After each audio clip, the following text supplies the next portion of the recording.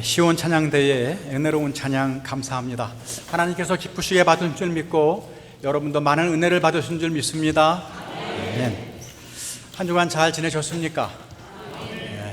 2부 예배에 오신 여러분들을 환영합니다. 날씨가 조금 무더워지고 또 장마 초기라서 또 좀 가라앉는 것 같죠? 그렇지만 그럼에도 불구하고 변치 않으시는 하나님의 은혜와 평강이 우리 형도들에게 있기를, 우리 옆에 있는 분들과 함께 인사를 나누겠습니다. 하나님의 은혜와 평강이 당신과 함께 하기를 바랍니다. 그렇게 인사하겠습니다.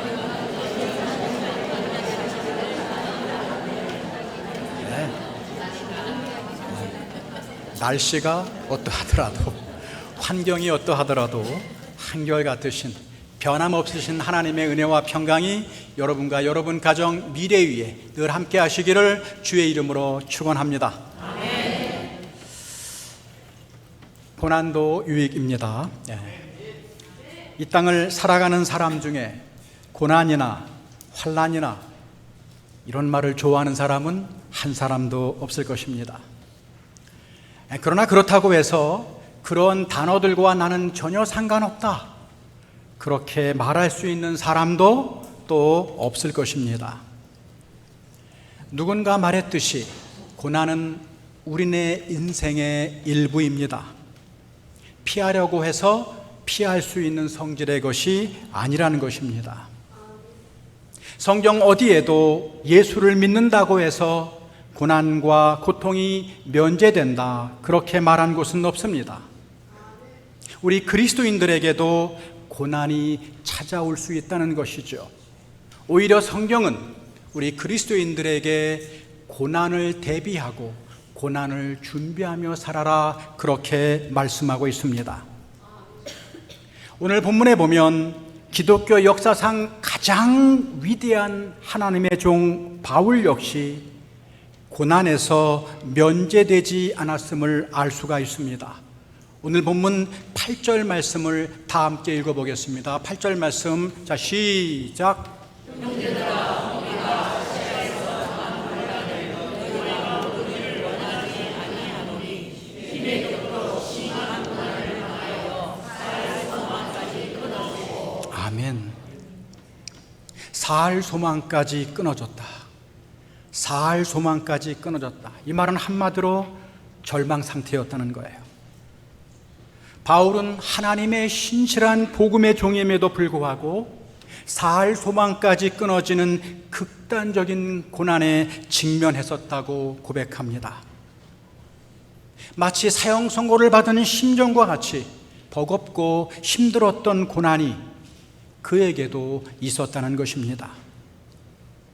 그러나 바울은 이러한 고통 속에서도 절망 속으로 빠져들어가지 않습니다. 그는 그 절망의 한복판에서 놀라운 사실 하나를 발견하게 됩니다. 그것은 의미 없는 고난은 없다라는 것입니다. 그래서 바울은 그 고난을 완전히 다른 시각, 다른 관점에서 이해하고 해석하는 새로운 눈이 열리게 된 것입니다. 그래서 오늘은 바울이 발견한 고난의 의미, 고난의 유익에 대해서 한번 묵상하고자 합니다.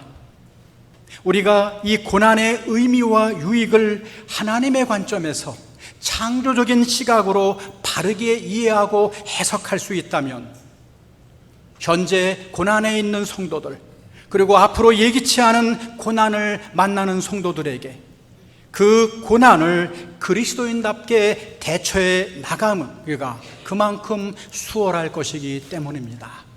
아무쪼록 오늘 말씀을 통해서 지금 고난 가운데 있는 성도들이 있다면, 또 그리고 앞으로 혹시 닥칠 고난을 맞이하는 성도들, 하나님의 말씀으로 끝까지 견디며 승리하는 귀한 하나님의 말씀으로 받으시기를 주의 이름으로 축원합니다.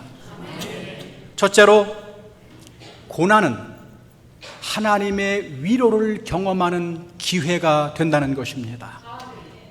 오늘 본문을 조금만 깊이 관찰해 보면 두 개의 단어가 계속해서 교차해서 나오는 것을 볼 수가 있습니다.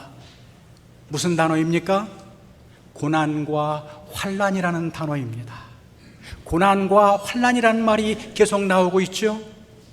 그런데 이 두 단어를 압도하고도 남는 또 하나의 단어가 반복해서 등장하는 것을 볼 수가 있습니다. 그 단어가 어떤 단어입니까? 바로 위로라고 하는 단어입니다. 위로. 명사와 동사를 합쳐서 무려 10번이나 나오는 것을 볼 수가 있습니다. 무슨 말입니까? 우리 믿는 사람에게도 고난이 있습니다. 환난이 있습니다. 위기가 있습니다. 그러나 이 고난과 환난을 압도하고도 남는 하나님의 위로하심, 하나님의 위로도 함께 하신다는 말씀입니다. 바울은 극한 고난으로 인해 많이 절망했습니다. 그는 그 절망을 숨기지 않습니다. 그러나 그는 거기에서 멈추지 않죠. 그는 그 절망의 한복판에서 하나님을 바라보기 시작합니다. 하나님을 의지하기 시작합니다. 그 순간 바울은 그 고난보다 환난보다 더 큰 위로로 찾아오시는 하나님을 선명하게 경험하게 되었다는 것입니다. 그래서 바울은 3절에서 모든 고난과 환난의 한복판에서도 찬송할 수 있는 이유, 그 이유를 이렇게 고백하고 있습니다. 제가 읽어드립니다. 우리 주 예수 그리스도의 하나님이시여 자비의 아버지시여 모든 위로의 하나님 때문입니다. 그 하나님 때문에 나는 고난 속에서 하나님을 찬양할 수 있다는 것이지요. 모든 위로의 하나님. 여러분, 이것이 바로 바울이 극단의 고난 속에서 발견했던 하나님의 모습이었습니다. 여기에서 보면 모든이라는 말 속에 강조점이 있습니다. 사실 인생을 살다 보면 우리에게는 한 가지 위로만 필요하지 않습니다. 왜냐하면 우리는 한 가지 고난만 받는 것이 아니라 굉장히 많은 고난에 우리는 직면해 있을 때가 있기 때문입니다. 그렇기 때문에 우리에게는 한 가지 위로만 가지고는 안 돼요. 우리에게는 수많은 위로가 필요합니다. 그렇기 때문에 하나님은 우리가 경험하는 온갖 고난의 한복판에서 자비를 베풀어 주시고 우리에게 필요한 모든 위로를 공급해 주시는 모든 위로의 하나님이라는 것입니다. 그래서 바울은 5절에서 이렇게 담대하게 외칠 수가 있었습니다. 5절 한번 다 함께 읽어볼까요? 자, 시작. 그리스도의 고난이 우리에게 넘친 것 같이 우리가 받는 위로도 그리스도로 말미암아 넘치는도다. 아멘. 아멘이십니까? 이건 아멘 해야 됩니다. 넘치는 고난이 있다면, 넘치는 환난이 있다면 그거보다 더 넘치는 위로가 있음을 기억해야 된다는 것입니다. 오히려 고난이 있었기 때문에, 어려움이 있었기 때문에 바울은 하나님의 더 큰 놀라운 위로하심도 선명하게 실감나게 체험할 수 있었다는 것이죠. 여러분, 위로라는 말은 헬라어로 파라클레시스라는 말의 번역입니다. 파라클레시스, 이건 두 단어가 합쳐진 합성명사인데요. 파라는 곁에서, 옆에서라는 뜻입니다. 클레시스는 칼레오, 부르다라는 말에서 왔습니다. 그러니까 우리가 흔히 사용하는 위로라는 말은 문자 그대로 말하면 곁에서 불러주신다, 아주 가까이서 속삭여 불러주신다, 그런 의미가 있습니다. 무슨 말입니까? 우리가 고난받을 때 주님은 멀리 계신 것이 아니라 우리와 가장 가까운 곳에서 조용히 불러주시며, 큰 소리가 아니에요, 조용히 불러주시며 힘을 북돋아 주신다는 것입니다. 여러분, 여기에서 이 위로라는 말, 파라클레시스라는 말에서 성령의 별명인 보혜사라는 말이 파생되었습니다. 여러분, 보혜사, 요한복음에 보면 성령을 보혜사라고 부릅니다. 보혜사 성령이라고 말하는 것을 볼 수 있습니다. 근데 보혜사 그러면 그 의미가 선뜻 와닿지 않아요. 보혜사? 이게 무슨 뜻일까? 그런데 이 보혜사로 번역된 헬라어 단어가 바로 파라클레토스라는 말입니다. 파라클레토스. 자, 위로라는 말이 파라클레시스, 보혜사라는 말이 파라클레토스. 유사하지요. 어원이 같은 말이라는 것입니다. 그러니까 보혜사라는 말은 위로라는 말과 어원이 같다는 거예요. 성령이 누구냐? 옆에서 나를 불러주시는 분, 내 가장 가까이서 나를 위로하시는 분, 가장 가까이서 나를 지켜주시고 보호해주시는 위로자, 보호자, 중보자가 바로 성령이시라고 요한은 우리에게 가르쳐주고 있는 것입니다. 영국의 유명한 설교가 스펄전 목사님이 나이 들어 노년의 병석에 누워 있었다고 합니다. 그때 성도들이 찾아와서 목사님 많이 아프시죠? 그렇게 물었다고 합니다. 전에도 말씀드린 거 있는 것 같은데 그때 그 목사님이 이런 유명한 대답을 했다고 합니다. 성도 여러분, 너무 슬퍼하지 마세요. 주님은 이 질병의 고통보다 내게 더 가까이 와 계십니다. 그분이 저를 위로해 주십니다. 그래서 견딜 수가 있지요. 사랑하는 성도 여러분, 내가 앓고 있는 이 질병, 내가 지금 당하고 있는 이 고통, 이 고난보다 더 가까이 와 계셔서 나를 위로하시는 하나님의 손길이 선명하게 보이기에 스펄전 목사님은 능히 견딜 수 있지요. 그렇게 대답할 수 있었던 것입니다. 한 10년쯤 전의 일이었던 것 같아요. 조선시대 여형사의, 조선시대도 여형사가 있었더라고요. 조선시대 여형사의 이야기를 소재로 한 드라마가 있었습니다. 혹시 들어보셨는지 모르겠어요. 다모. 이게 조선시대 여형사를 가리키는 단어예요. 다모. 자, 그런데 이 드라마가 그 당시 젊은이들 사이에 선풍적인 인기를 끌었다는 것입니다. 그래서 다모 페인이라고 하는 동호회가 생겼을 정도라는 거죠. 그런데 그 드라마에서 나온 대사 중에 크게 대박을 친 대사가 있었습니다. 혹시 여러분 기억하시는 분이 있을지 모르겠어요. 여자 주인공이 칼에 맞아서 어깨에 상처를 입었습니다. 그때 남자 주인공이 헝겊으로 진심으로 그 상처를 싸매주면서 이렇게 말하는 거예요. 아프냐? 예. 아프지 마라. 네가 아프면 나도 아프다. 무슨 말인둥? 연세 드신 분들은 바로 이해가 안 될지도 모르겠어요. 여러분, 칼에 맞은 상처가 왜 안 아프겠어요? 그러나 사랑하는 사람이 아프냐? 그렇게 전심으로 말해줄 때 그 아픔이 이미 다 사라져 버린다는 거예요. 이 세상에 나의 아픔을, 나의 고통을 함께 아파해주고 이해해주는 사람이 있다는 그 사실 때문에 한없는 위로를 받는다는 것입니다. 제 동료 교수님이 이 말을 듣고는 이런 농담을 합니다. 보통 남편들, 특히 경상도 남편들은 그렇게 말한다면서요. 아내가 배가 아프다 그러면 네 묵을 때 알아봤다. 정말 그러십니까?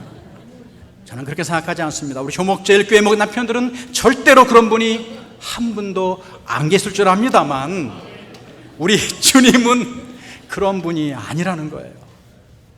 우리를 위로하시는 주님은 우리의 고통과 아픔과 눈물을 모르시는 분이 아니라는 것입니다.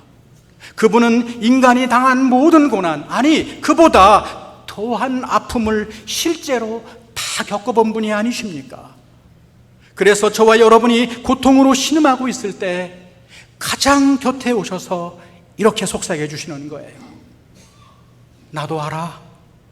네가 겪는 아픔이 얼마나 큰지 나도 알아. 네가 아프면 나도 아프단다. 속삭이시며 함께 아파해 주시고 또 위로해 주시는 것입니다.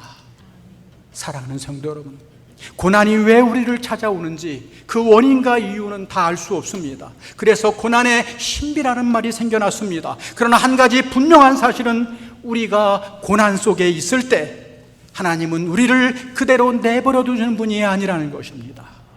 그분은 달려오십니다. 그리고 고통의 한가운데 속에서 가장 가까이에서 우리와 함께 계십니다.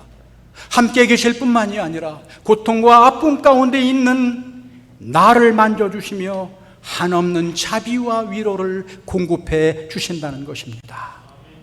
나보다 나를 더 잘 아시는 주님, 내가 가장 힘들 때는 나를 업고 가시는 하나님, 그 주님이 내 눈물을 아시고 내 아픔을 아시고 나를 위로해 주신다면 우리가 어떤 고난 가운데 있든지 그 고난을 능히 이겨낼 수 있지 않겠습니까?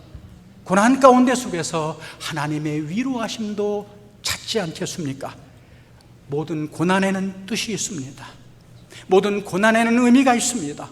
고난을 통해 우리는 놀라운 하나님의 위로를 더 선명하게 실감하고 가장 어려운 순간에 나를 냉큼 업고 가시며 나를 끝까지 붙들고 계시는 하나님의 그 사랑을 경험할 수 있게 된다는 것입니다. 둘째로, 고난은 오직 하나님만 의지하게 하는 기회라는 것입니다. 오늘 말씀 9절에서 바울은 이렇게 말하고 있습니다. 9절 말씀 한번 읽어볼까요? 자, 시작.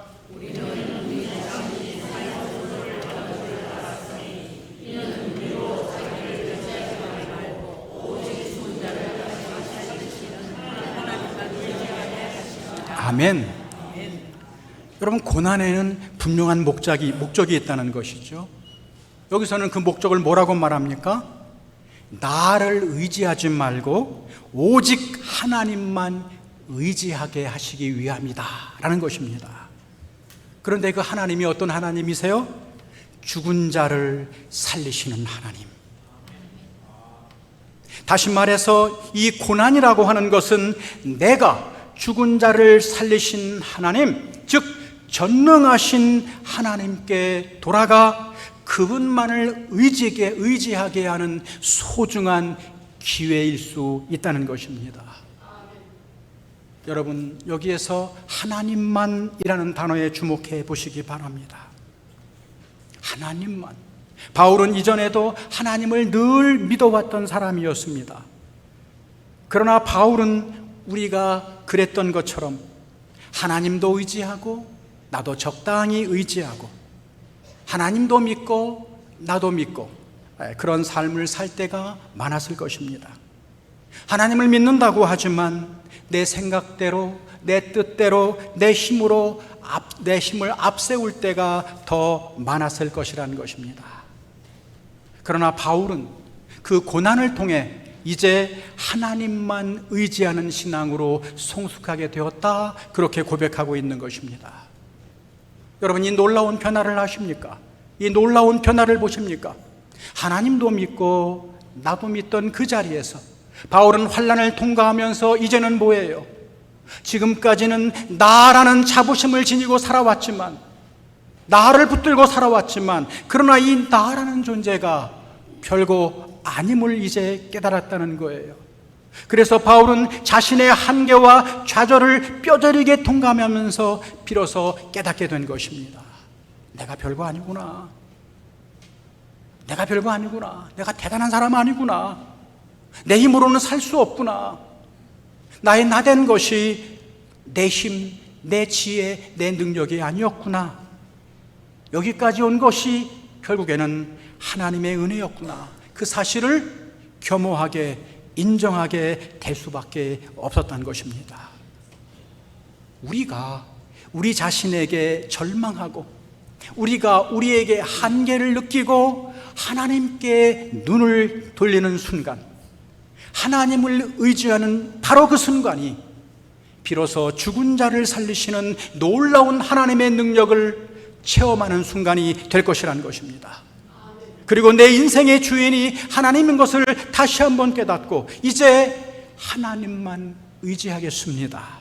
하나님만 의지하는 성숙한 신앙인으로 우뚝 서게 되는 것입니다. 사실 우리 자신을 되돌아보십시다.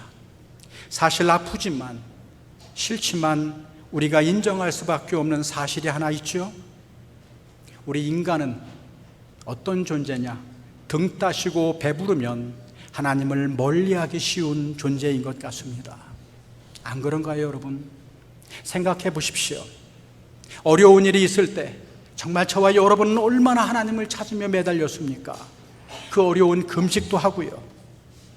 그러나 그 모든 것이 평안해졌을 때는 얼마나 하나님을 쉽게 잊어버리는지요. 지금 그런 분은 안 계십니까? 서서히 자기 자신을 의지하기 시작하지요. 자기 생각이, 자기 결정이 하나님보다 앞서가기 시작하지요.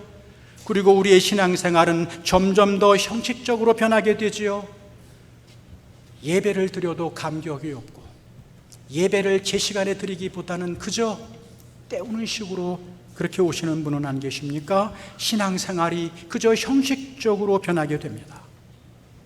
그러나 우리에게 환난이 오고 고통이 찾아올 때 어쩌면 우리는 가장 순수하고 가장 진솔하게 하나님을 대면할 수 있는지 모르겠어요. 그게 우리 인간인 것 같아요. 그래서 이것을 간파한 시편 기자는 이렇게 말합니다. 119편 67편을 한번 읽어보겠습니다. 자, 시작.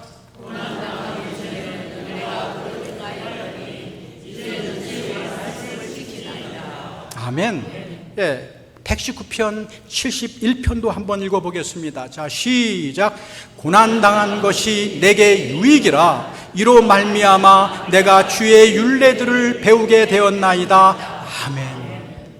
여러분, 이게 우리의 사실 솔직한 경험 아닙니까? 고난당한 것이 뭐라고요? 나중에 뒤돌아보니까 나에게 유익이다, 이런 고백이 나온다는 거예요.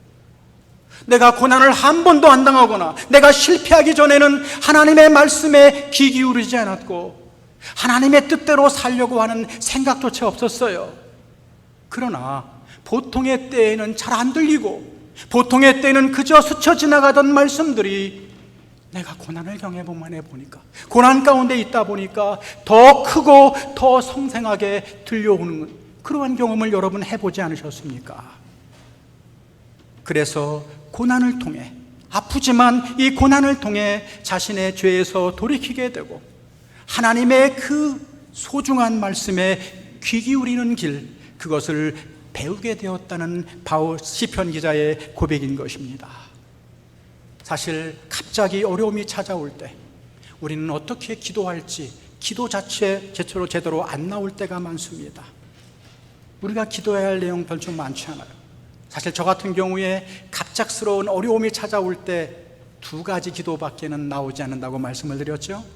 한 가지는 하나님, 저를 불쌍히 여겨주세요. 정말 저를 불쌍히 여겨주세요. 또 하나의 기도는 뭡니까? 이 모든 것이 합력하여 선을 이루게 해주십시오. 이 모든 것이 합력하여 선을 이루게 해주십시오. 두 가지밖에는 안 나와요. 처음에는 여러분, 다른 것은 보이지 않고 오직 하나님만 보러 바라보게 됩니다. 그때 비로소 우리는 믿음의 눈이 열리며 고난의 또 다른 의미, 고난이 나쁜 것만이 아니구나, 고난이 또 다른 의미를 발견하게 됩니다. 그것이 무엇입니까? 이 고난의 환경을 통해, 이 고난이라는 퍼즐의 한 조각을 통해 주님은 나를 만들어 가신다는 사실을 배우게 됩니다. 내가 당하는 이 시련과 어려움은 지금은 도무지 이해할 수 없지만 쓰러진 역경을 통해서 지금도 나를 다듬고 나를 훈련시키고 연단시켜 나로 하여금 성숙한 그리스도인 닮아가게 만들어 가시는 그 하나님의 손길이 조금씩 보이기 시작한다는 것입니다. 그래서 로마서 8장 28절의 말씀이 바울의 고백이 아니라 내 고백이 되는 것을 깨닫게 되지요. 하나님을 사랑하는 자, 곧 그 뜻대로 부르심을 입은 자들에게는 모든 것이 합력하여 선을 이루느니라. 아멘. 그 선하신 하나님의 주권, 그 선하신 하나님의 뜻을 우리가 믿는다면 우리는 이 고난의 현실과 절망 속에서도 그 하나님을 찬양할 수가 있게 되는 것입니다.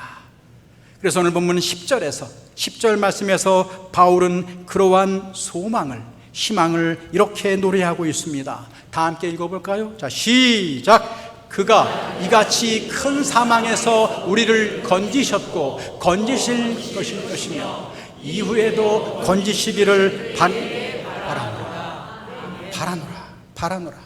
하나님이 과거에도 나를 건지셨다면 지금도 건지시고 앞으로도 건지실 것을 소망합니다. 바랍니다. 이것이 그의 고백입니다. 고난을 통해 그는 하나님의 주권을 확신하게 되고 비로소 흔들리지 않는 견고한 소망의 사람이 된 것입니다. 고난 때문에 소망이 더 분명해지고 그 소망 때문에 현재의 고난을 능히 이길 수 있게 된다는 것입니다. 그러므로 모든 고난에는 뜻이 있습니다.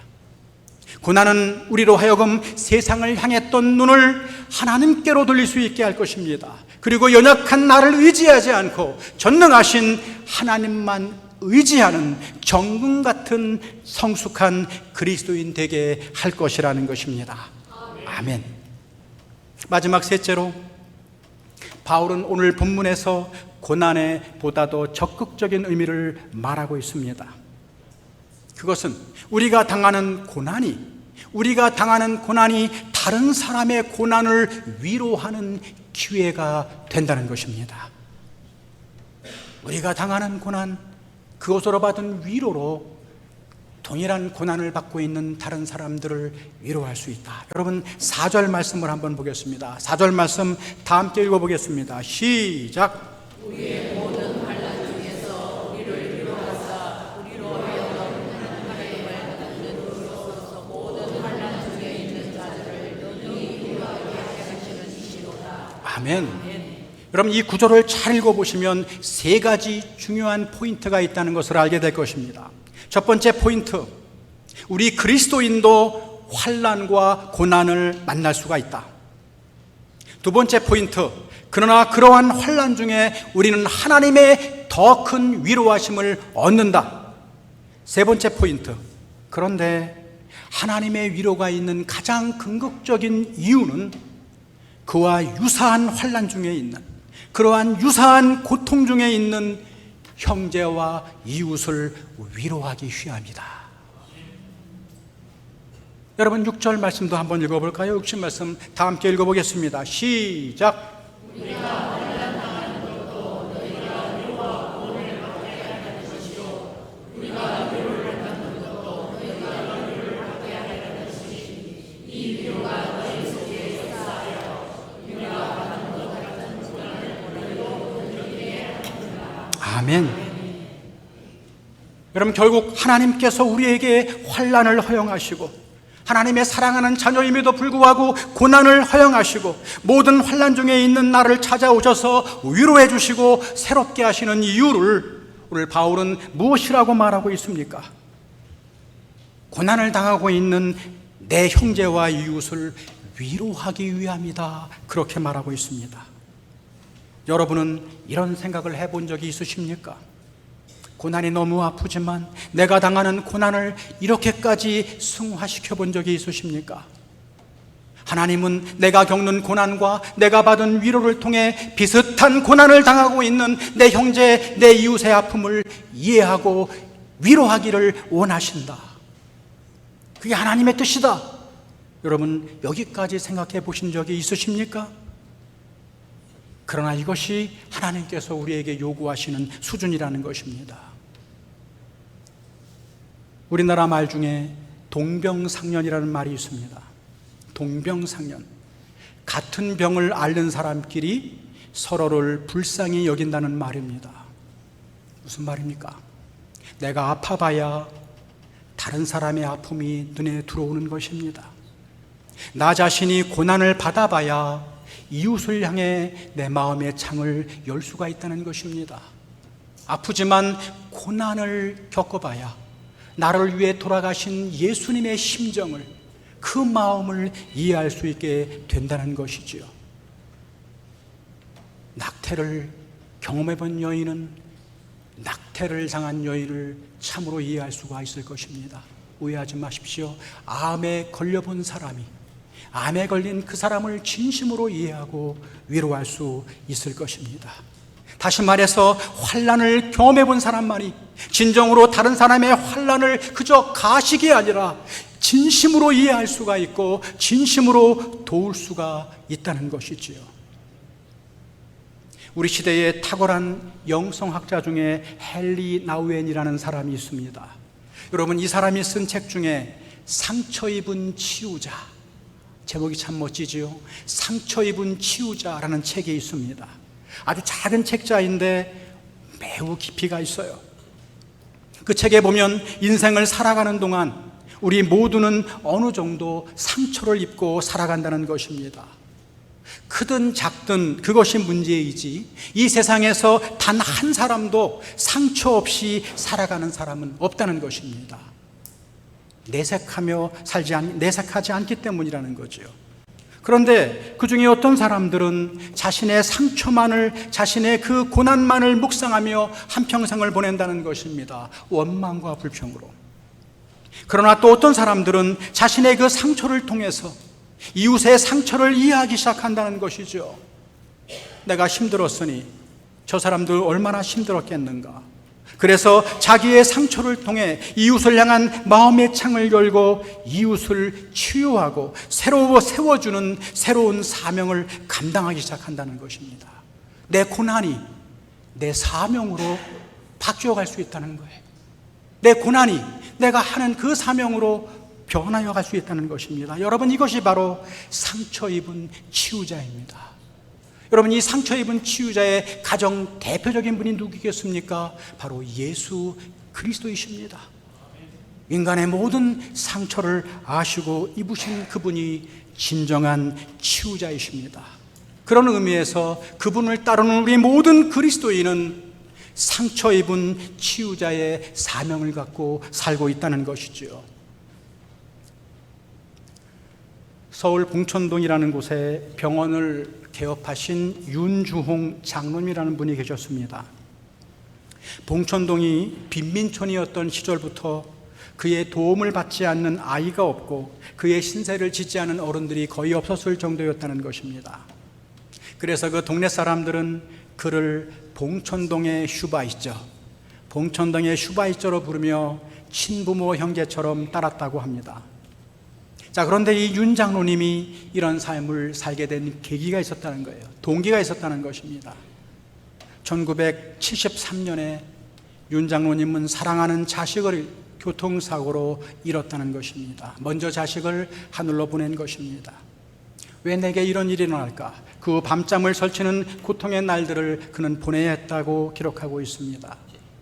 그런데 어느 날 그는 기도하는 가운데 놀라운 깨달음을 얻었다는 것입니다. 하나님께서 사랑하는 자신의 자식을 데려가신 것은 자신을 슬픔 속에 그저 내동댕이 치려고 하신 것이 아니라 이 세상의 모든 아이를 내 자식처럼 돌보게 하시기 위함인 것을 깨달았다는 것입니다. 그래서 그의 표현대로 의하면 단 한 명의 자식을 잃고 수많은 자식의 아버지가 될 수 있었다, 그렇게 말합니다. 자신이 당한 고난을 통해 다른 사람을 위해 살아가는 진정한 하나님의 사람이 될 수 있었다는 것입니다. 우리에게, 다른 사람에게 위로할 수 있는 가장 중요한 것은 무엇입니까? 복음이 아닙니까? 우리는 복음 없이 살았던 그 시대의 아픔과 상처를 알고 있지 않습니까? 그때 주님께서 우리를 복음으로 위로하시고 새롭게 하지 않으셨습니까? 그렇다면 복음으로 치유받은 저와 여러분이라면 여러분이 하셔야 될 일은 무엇입니까? 주변에 있는 아직도 복음을 알지 못하고 영적으로 육체적으로 아파하고 힘들어하는 내 형제, 내 이웃들을 주님의 곁으로 인도하는, 가식적으로가 아니라 그들을 진정 이해하는 마음으로, 그들의 아픔을 이해하는 마음으로, 상처를 이해하는 마음으로 주님께로 돌아오게 하는 것, 그것이 바로 우리의 소명이 아니겠습니까? 그러므로 고난에는 뜻이 있습니다. 하나님께서 저와 여러분에게 여전히 고난을 허용하시는 이유, 그것은 우리가 받은 그 하나님의 위로로 나처럼 고통당한 누군가를 위로하는 사람들하고 우리에게 외치시는 하나님의 메시지임을 기억해야 된다는 것입니다. 이제 말씀을 마치려고 합니다. 우리 가운데 고난이나 실패가 쉬운 사람은 단 한 사람도 없습니다. 저도 마찬가지고 여러분도 마찬가지지만 누구에게나 시련과 고통은 괴롭고 너무 아픈 것입니다.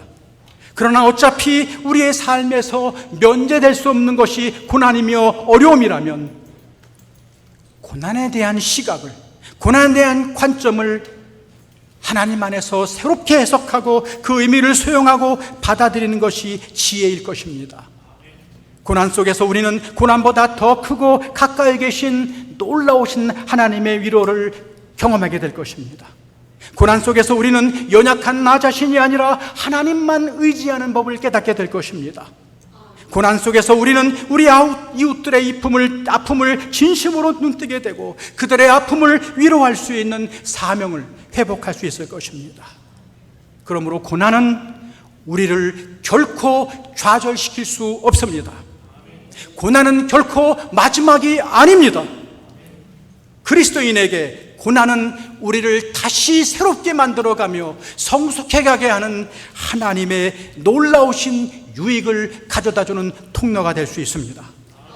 그렇다면 고난을 피하거나 빨리 지나가기만 바라는 것만이 능사가 아니라 그 고난 속에서 하나님의 뜻을 찾고 그 뜻에 순종하는 것, 그것이 바로 참된 신앙인의 자세인 것입니다.